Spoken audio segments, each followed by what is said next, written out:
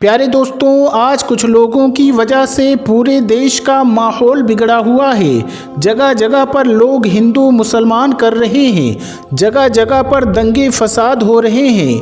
हाल ही में आपने हरियाणा के मेवात के नूह में देखा और सुना भी होगा कि किस तरह से वहां का माहौल बिगड़ा हुआ था। ऐसे बिगड़े हुए माहौल में हम आपको दो ऐसे वाक़ियात बताने जा रहे हैं जिसको सुनकर आप समझ जाएंगे कि ना तो सारे हिंदू बुरे होते हैं और ना ही सारे मुसलमान बुरे होते हैं। सिर्फ कुछ लोग बुरे होते हैं जो अपने फ़ायदे के लिए ऐसा कराते हैं। ये दोनों वाक़ियात यकीनन आपके दिलों से नफ़रत को मिटा देंगे। इसलिए आज की ये वीडियो आप सभी के लिए बहुत ही ज़्यादा ख़ास है। आप हिंदू हो या मुसलमान, आप इस वीडियो को आखिर तक ज़रूर देखें और अगर आपको ये लगे कि ये वीडियो हिंदू और मुसलमान को एक करने में मददगार साबित हो सकता है तो आप इस वीडियो को दिल से एक लाइक करें और मेहरबानी करके इसे शेयर भी कर दें ताकि और भी लोगों के पास ये वीडियो पहुंच जाए। तो चलिए शुरू करते हैं। प्यारे दोस्तों, पहला जो वाक़िया है ये इलाहाबाद की रहने वाली एक लड़की जिसका नाम आरती था। आरती लखनऊ में रहकर अपनी पढ़ाई पूरी कर रही थी।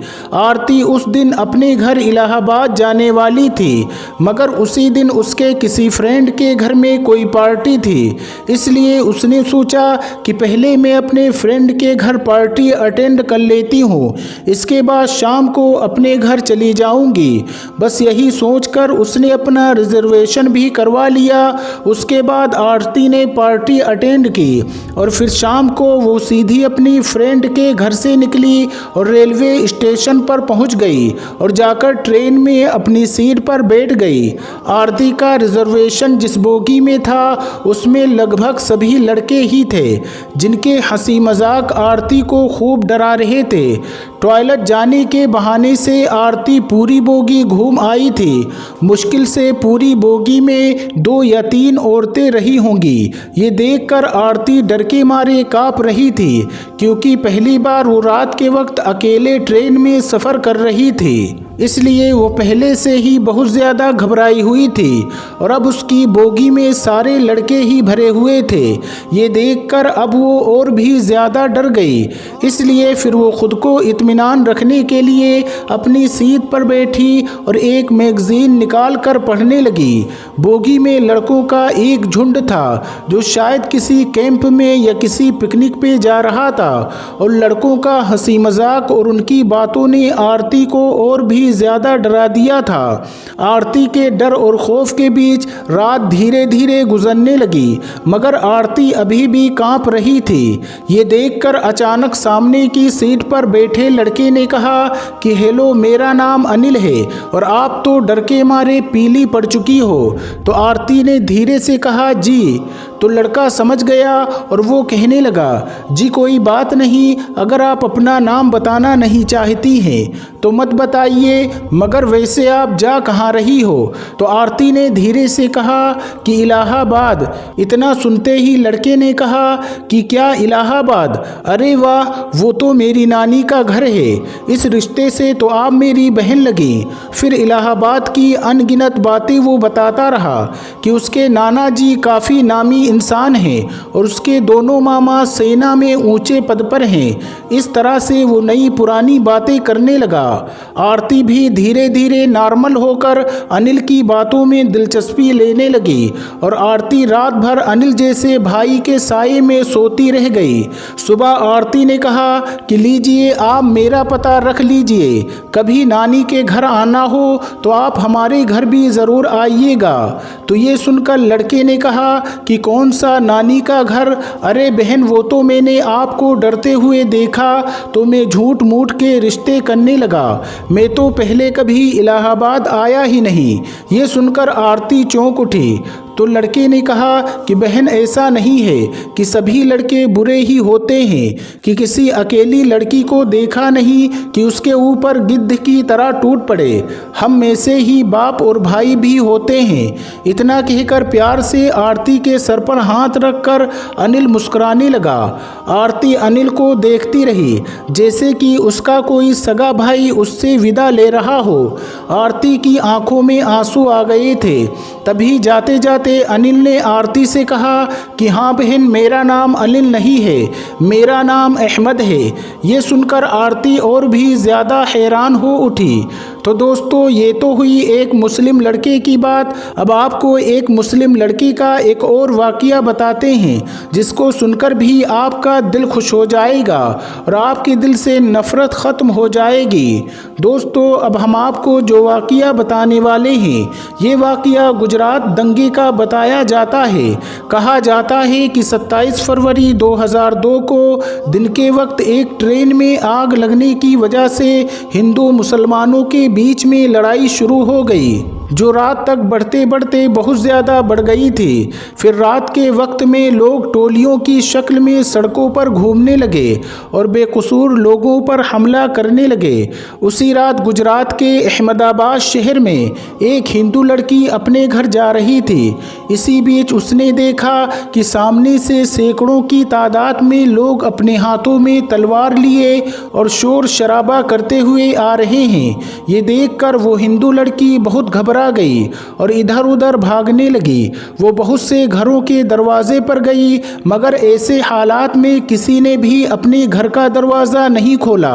ऐसे में वो लड़की बहुत ज़्यादा डर गई थी। फिर वो भागते भागते हड़बड़ाहट में एक मस्जिद में दाखिल हो गई, यानी कि फिर वो धोखे से एक मस्जिद में घुस गई और एक कोने में छुपकर खड़ी हो गई। मस्जिद में दाखिल होने के बाद उस हिंदू लड़की ने देखा कि मस्जिद के दूसरे कोने में एक नौजवान मौलवी बैठा हुआ कुरान पाक की तिलावत कर रहा है, यानी कि एक चिराग की रोशनी में एक मौलाना कुरान पढ़ रहा है। मौलवी को देखकर फिर वो हिंदू लड़की उसके पास गई और उनको बाहर का सारा माजरा बता दिया, यानी कि उस मौलवी को सब कुछ बता दिया कि वो ऐसे ऐसे अपने घर को जा रही थी, मगर उसके सामने दंगाई आ गए, इसलिए वो डर के मारे यहाँ पर आकर छुप गई है। फिर वो हिंदू लड़की मौलाना के सामने हाथ जोड़कर कहने लगी, आप मुझको बचा लीजिए, आप मेरी हिफाजत कीजिए। अगर मैं इस वक्त बाहर गई तो बाहर खड़े दंगाई मुझे मार डालेंगे।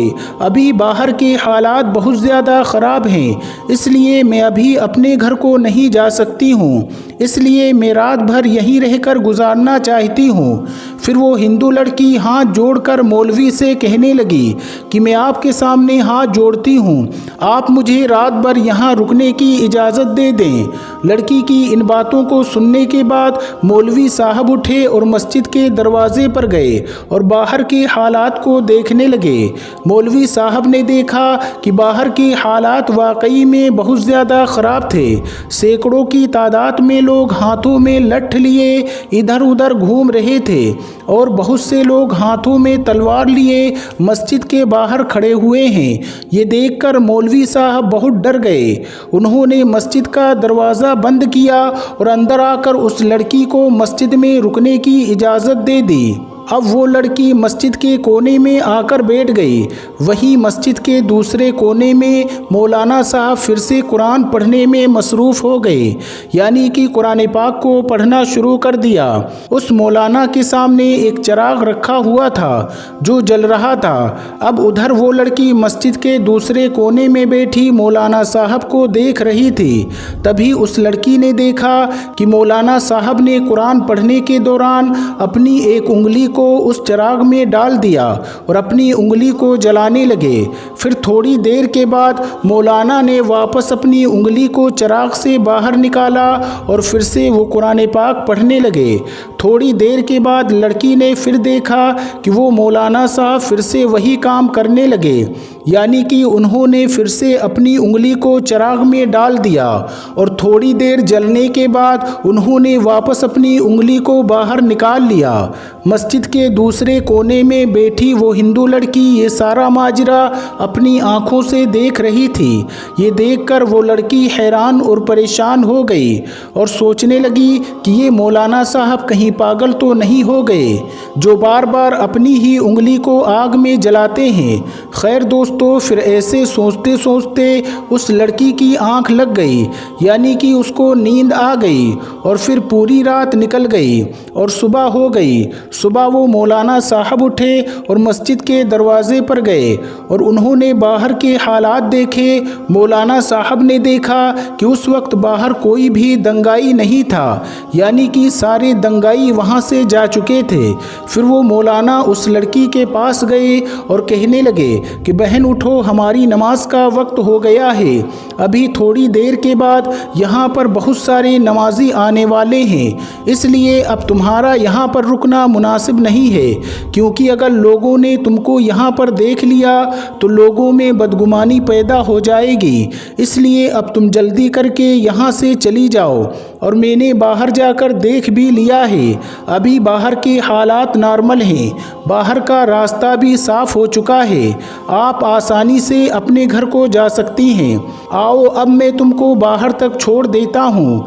ये सुनकर उस लड़की ने कहा कि अगर बाहर का रास्ता साफ है तो मुझे जाने में कोई हर्ज नहीं है, मगर जाने से पहले आपसे एक बात ज़रूर पूछना चाहूँगी। मैं आपसे एक सवाल करना चाहती हूँ, पहले आप इसका जवाब दें। ये सुनकर मौलाना साहब कहने लगे, पूछिए बहन, क्या पूछना चाहती हो? तो वो कहने लगी कि मौलाना साहब आप ये बताइए कि आप रात भर अपनी उंगली को चिराग में जलाने की कोशिश क्यों कर रहे थे?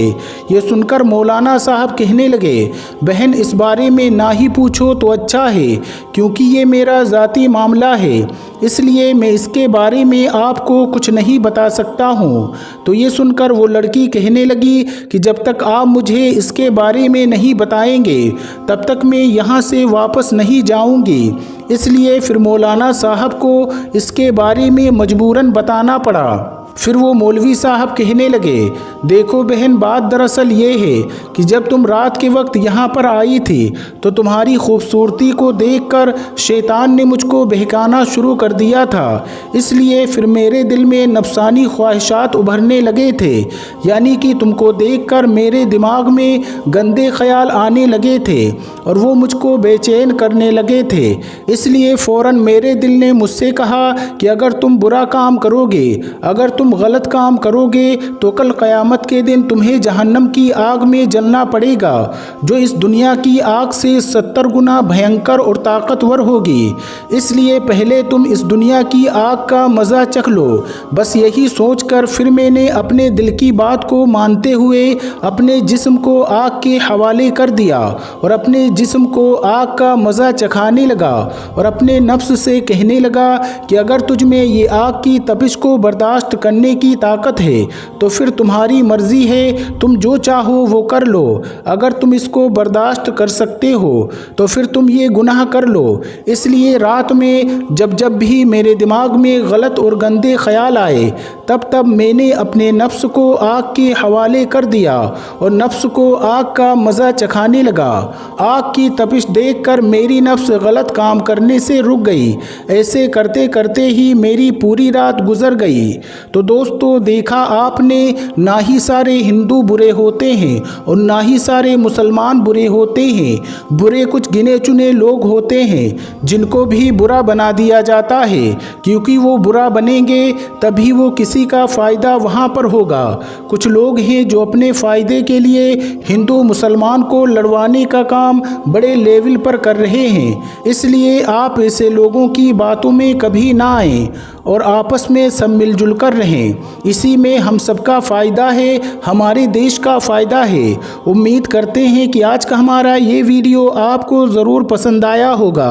अगर ये वीडियो आपको पसंद आया है तो दिल से इस वीडियो को एक लाइक करें और मेहरबानी करके कम से कम अपने 3 दोस्तों तक इस वीडियो को ज़रूर शेयर करें।